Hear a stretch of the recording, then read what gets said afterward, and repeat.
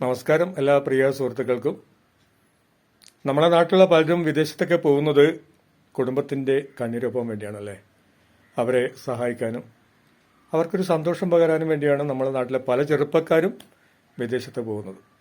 അങ്ങനെ പോയ ഒരാളാണ് 2006 വിദേശത്തേക്ക് കടന്ന ഒരു ചെറുപ്പക്കാരനാണ് ഫറൂഖിലെ അബ്ദുൾ റഹീം. അദ്ദേഹം കുടുംബത്തിന്റെ കണ്ണീരൊപ്പം വേണ്ടി അദ്ദേഹവും പോയി വിദേശത്തേക്ക്. പക്ഷെ അദ്ദേഹത്തിന് കിട്ടിയ ജോലി അവിടെയുള്ള ഒരു അറബിയുടെ മകൻ ഹയസിനെ പരിചരിക്കലായിരുന്നു. അത് അദ്ദേഹം നന്നായി ചെയ്തുകൊണ്ടിരിക്കെ ഒരു ദിവസം വാനിൽ യാത്ര ചെയ്യവേ, ഇതെല്ലാവർക്കും അറിയാവുന്ന കാര്യമായിരിക്കും എങ്കിലും പറയുകയാണ്, അദ്ദേഹം വാനിലേക്ക് യാത്ര ചെയ്യവേ ഈ ഹയസ് സിഗ്നൽ മുറിച്ചു കിടക്കണമെന്ന് ആവശ്യപ്പെടുകയും നിരന്തരം ആവശ്യപ്പെടുകയും ഈ അബ്ദുറഹീമിന്റെ മുഖത്തേക്ക് കാർക്കിച്ച് തുപ്പുകയൊക്കെ ചെയ്തു പോലും. അപ്പോഴും അതിൽ പ്രകോപിതനായപ്പോൾ സ്വാഭാവികമാണല്ലോ. മാത്രമല്ല ഈ അബ്ദുറഹീമാന്റെ പ്രായം നമ്മൾ ആലോചിക്കണം. 23-24 വയസ്സേ പ്രായമുള്ളൂ, ചെറുപ്പമാണ്. അപ്പോൾ സ്വാഭാവികമായിട്ടും ആ പ്രായത്തിലുണ്ടാവുന്ന ഒരിതുണ്ടാവില്ല, ഒരു പ്രതികരിച്ചു പോലുണ്ടല്ലോ. ഈ ഒരു അബദ്ധമേ സത്യത്തിൽ അബ്ദുറഹീമാനും പറ്റിയുള്ളൂ.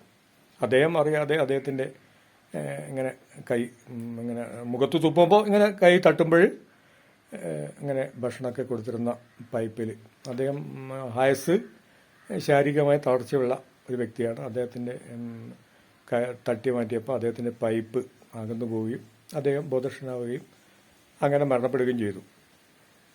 അപ്പോൾ പോലീസുകാർ വന്ന് അന്വേഷിച്ചപ്പോൾ ഇവർക്ക് അബ്ദുറഹീമാന് പറ്റിയ ഒരു അബദ്ധം, സുഹൃത്തിനെ വിളിച്ചു വരുത്തി ഇവർക്ക് രണ്ടുപേർക്കും പറ്റിയ അബദ്ധം, പിന്നെ ഒന്ന് കള്ളം പറഞ്ഞു രക്ഷപ്പെടാൻ വേണ്ടി. അത് സ്വാഭാവികമാണല്ലോ, ഒന്ന് രക്ഷപ്പെടാൻ വേണ്ടി നമ്മൾ മനുഷ്യരാണ്, അല്ല ആദ്യം ഒന്ന് കള്ളം പറഞ്ഞു നോക്കും.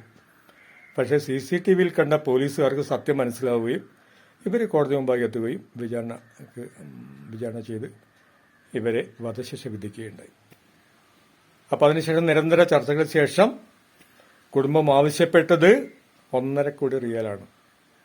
ദിയാധനമായി ആവശ്യപ്പെട്ടത് ഇദ്ദേഹത്തിന് അബ്ദുറഹീമിന് തിരിച്ചു പോകണമെങ്കിൽ അവിടുന്ന് വധശിക്ഷയിൽ നിന്ന് ഒഴിവാകണമെങ്കിൽ ആവശ്യപ്പെട്ടത് 1.5 കോടി റിയാലാണ്, ഏകദേശം 34 കോടി രൂപ.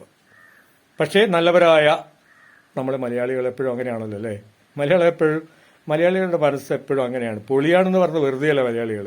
നമ്മളെ മലയാളികൾ അതിന് തയ്യാറായി 34 കോടി രൂപ പിരിച്ചെടുക്കുകയും ആ പണം ആ കുടുംബത്തിന് നൽകുകയും ചെയ്തു. ഹയാസിന്റെ കുടുംബത്തിന് നൽകുകയും അദ്ദേഹത്തെ രക്ഷപ്പെടുത്തുകയും ചെയ്തു. അത് മഹത്തായ ഒരു കാര്യം തന്നെയാണല്ലേ. പക്ഷെ നമ്മുടെ കുഴപ്പം എന്താണ്, എന്തിനും അമ്മയെ കൊന്നാലുണ്ടല്ലോ രണ്ടുണ്ട് കാര്യം എന്ന് പറഞ്ഞ പോലെ അവിടെയും നമ്മൾ വർഗീയ വിഷം കാണുകയാണ്. അവിടെയാണ് നമുക്ക് സങ്കടം തോന്നുന്നത്. എന്തിനാണ് നമ്മൾ ഇത്തരം വിഷങ്ങൾ ഇങ്ങനെ വമ്പിപ്പിക്കുന്നത് അല്ലേ. ദുർഗന്ധം ഇത്രയും നല്ല അതിനൊക്കെ ബോച്ചൊക്കെ നമ്മൾ പലപ്പോഴും അയാളെ ഒരു കോമാളിയായിട്ടാണ് കണ്ടത്. അയാൾ പോലും ഇവരെ സംരക്ഷിക്കാൻ അല്ലേ, ഇവരെ യാചകനെ പോലെ, അതൊക്കെ എന്തൊരു മഹത്തായ കാര്യങ്ങളാണ്. പക്ഷെ നമ്മൾ കുറേ പേരുണ്ട് ഇങ്ങനെ വിഷം ചീറ്റുന്ന, അവരെപ്പോഴും അങ്ങനെയാണല്ലോ, അത്തരക്കാരെ എവിടെയും കാണും. നല്ല കാര്യങ്ങളൊക്കെ നമ്മുടെ നാട്ടിൽ നടക്കുമ്പോൾ അവരിങ്ങനെ വിഷം ചീറ്റിക്കൊണ്ടിരിക്കും. അവരെ ഒന്നിനും കൊള്ളില്ല, ഒരു ഉപകാരത്തിനും കൊള്ളില്ല, അവരിങ്ങനെ വിഷം ചീറ്റിക്കൊണ്ടേയിരിക്കും. അത് അവരുടെ ജോലിയാണ്, അങ്ങനെ അതാണ് അവരുടെ ജീവിതമാർഗം. പറഞ്ഞിട്ട് കാര്യമില്ല. അപ്പം നമ്മൾ സത്യത്തിൽ നമുക്കൊരു അഭിമാനിക്കാവുന്ന കാര്യം തന്നെയാണിത് അല്ലേ, സന്തോഷിക്കാവുന്ന കാര്യം തന്നെയാണ്. അദ്ദേഹത്തിന് പെട്ടെന്ന് ഉമ്മയെ കാണാൻ സാധിക്കട്ടെ. അങ്ങനെ നമുക്ക് അതിൽ അഭിമാനിക്കാം, സന്തോഷിക്കാം. Okay, thank you.